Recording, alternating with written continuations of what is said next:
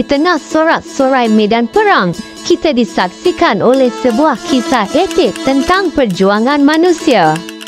Ini adalah kisah yang mengungkapkan sisi gelap dan terang kemanusiaan. Para prajurit yang berdiri dengan senjata di tangan, wajah-wajah tegang dan mata penuh dengan ketidakpastian.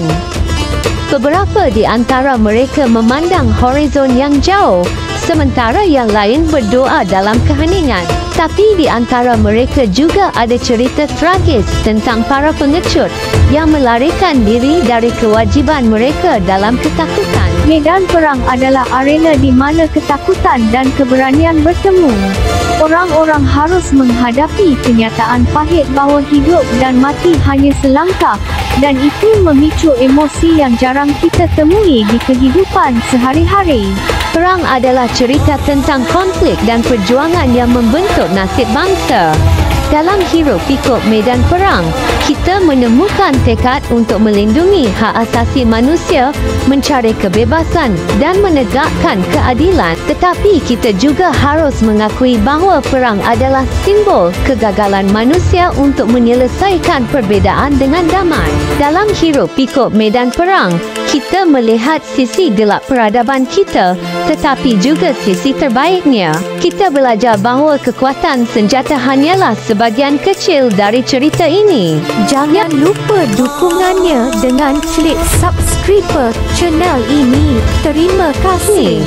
Yang lebih penting adalah pertempuran untuk nilai-nilai yang kita pegang tinggi. Mungkin yang paling berharga adalah harapan bahawa perang adalah cerita yang ingin kita tinggalkan sebagai pelajaran. Semoga kita bisa memetik pelajaran dari pengorbanan dan kehancuran, dan selalu mencari cara-cara yang lebih bijaksana dan damai untuk menyelesaikan perselisihan. Kita berharap agar perang bukanlah tujuan, melainkan akhir dari perjuangan menuju perdamaian. Dalam medan perang, kita menemukan bahawa pahlawan datang dalam berbagai tekad. Terkadang, mereka adalah orang-orang yang berjuang melawan rasa takut dalam diri mereka. Perang mengingatkan kita akan ketidakpastian kehidupan. Namun, dalam hiruk-pikuknya, kita harus tetap mencari nilai-nilai yang kita pegang tinggi, seperti prinsip kebebasan dan keadilan. Perjuangan dalam perang bukan hanya tentang senjata, tetapi juga tentang tekad untuk melindungi hak asasi manusia.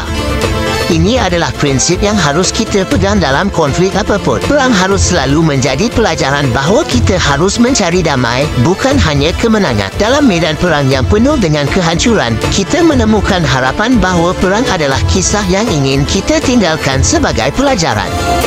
Semoga kita selalu mencari cara-cara yang lebih bijaksana untuk menyelesaikan perselisihan. Semoga pesan-pesan ini dapat mengingatkan kita akan pentingnya perdamaian dan kebijaksanaan dalam menghadapi konflik dan politik.